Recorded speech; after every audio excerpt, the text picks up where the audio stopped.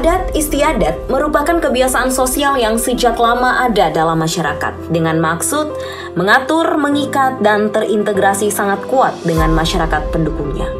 Salah satu adat yang dianggap memiliki peran kuat dalam kehidupan sosial masyarakat adalah perkawinan adat. Perkawinan adalah penyatuan dua keluarga besar dalam suatu ikatan suci. Setiap perkawinan adat memiliki aturan dan tahapan tertentu yang dijunjung serta dipatuhi oleh siapapun. Di Maluku memiliki banyak tradisi perkawinan yang masih dijaga dan dilestarikan. Salah satu negerinya yaitu negeri Haria yang memiliki tradisi meja kaweng. Negeri Haria berada di wilayah administratif Saparua. Untuk sampai ke negeri Haria cukup dengan menumpangi kapal cepat atau speedboat selama 1-2 jam lamanya dari pelabuhan Hunimua, negeri Tulehu. Kedudukan negeri Haria sangat strategis karena memiliki pelabuhan laut dan merupakan pintu masuk ke negeri lain di Saparua. Negeri yang dikenal dengan keberadaan Thomas Matulesi sebagai pahlawan nasional ini merupakan salah satu negeri adat yang menghargai nilai adat dan istiadat dari leluhur, yang masih terus dijaga dan diwariskan hingga anak cucu. Tradisi meja kaweng negeri Haria merupakan bagian dari prosesi perkawinan secara adat. Pelaksanaan meja kaweng ini dilakukan oleh pihak keluarga laki-laki. Dalam prosesi tradisi meja kaweng ini telah melewati rentetan proses perundingan, kumpul hatol, masominta, pengaturan bawah harta, adat atumata, hingga proses pengesahan perkawinan secara agama dan pemerintah. Pada akhir rentetan perkawinan barulah dilakukan meja kaweng atau meja eklesino, meja ucapan syukur. Kalau ketong cerita adat meja kaweng, itu satu meja perkawinan dari pasangan suami istri bersama keluarga yang ada. Jadi sebagaimana adat ini tempo dulu sampai sekarang harus dibangkit dan selalu berjalan. Meja kaweng ini diperlu karena meja terima kasih para saksi. Sewaktu meja ini meja terima kasih, tetapi meja ini juga baku dapa orang basudara daripada keluarga yang punya pernikahan. Jadi di meja kaweng ini ada kesempatan daripada juru kuasa atau mulu bicara mengatas nama keluarga yang punya maksud. Dia kasih kesempatan untuk saksi yang harus berbicara. Mau itu saksi 1, saksi 2 sampai basudara yang ada di atas meja ini. Ini merupakan satu adat. Yang adat ini tidak bisa seorang langgar. Kalau yang duduk di meja kaweng, rupa-rupa pakaian yang bisa pakai. Nah, jadi tidak pakaian itu membatasi di meja perkawinan itu. Makanan wajib itu tidak ada. Semua sama dan satu. Tahap pertama yang masuk di meja perkawinan ini, kedua pengantin yang diundang masuk. Kedua, saksi 1, saksi 2, orang tua daripada kedua pihak, pengantin laki-laki dan pengantin perempuan.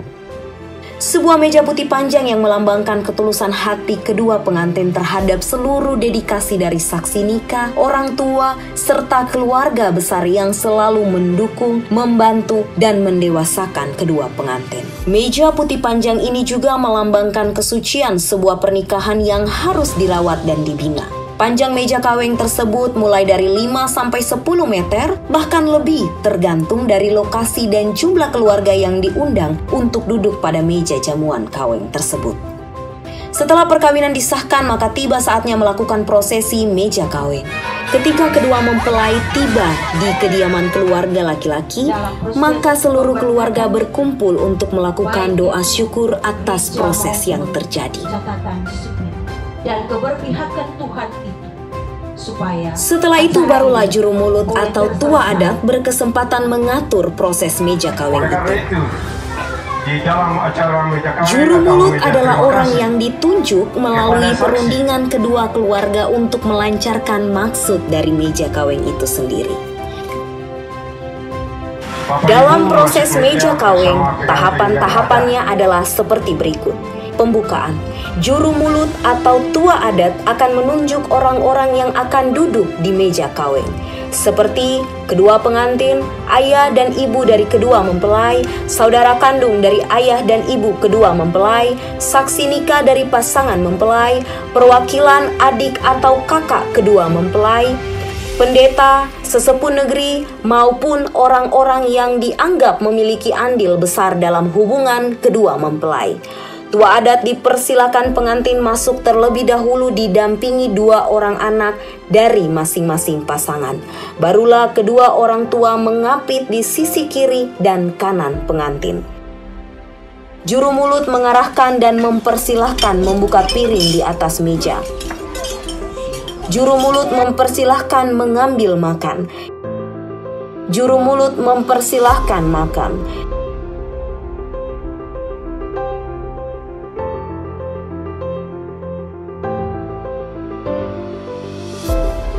Setelah selesai makan, mempersilahkan para saksi untuk memberi nasihat dan wejangan. Kalau kotong simak dari kemarin, dari tadi, apa yang dibicarakan oleh Ibu Pendeta, oleh katong Ibu Camat, katong semua selaku Bapak, teristimewa don 2, beta pun anak 2. Mempersilahkan orang-orang tertentu untuk memberi nasihat, doa, dan menutup. Mereka sudah dengar dan pegang itu sekuat. Telah tersedia di atas meja ini, Bapak. Meja kaweng ini terdiri dari 1 meja utama dan 1 meja pendamping. Meja utama berisi orang-orang yang telah dipanggil oleh tua adat. Meja pendamping disediakan bagi siapapun yang hadir dan diundang tetapi tidak disebutkan namanya di meja utama. Boleh makan bersama di meja pendamping itu. Proses makan berlanjut hingga selesai. Setelah makan, juru mulut mempersilakan lagi para saksi untuk memberi wejangan atau nasihat. Disinilah terletak fungsi sesungguhnya apa itu meja kaweng.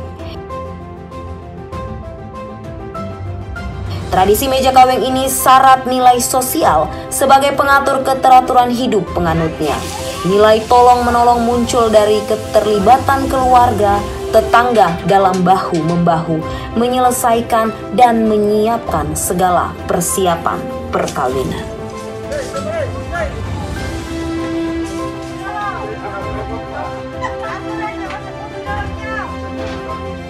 Sebelum menikmati makanan, minuman di atas meja itu ada pergumulan.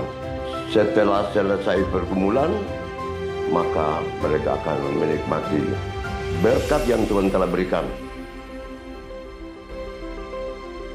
Setelah selesai petuah nasihat, maka di situ adalah pergumulan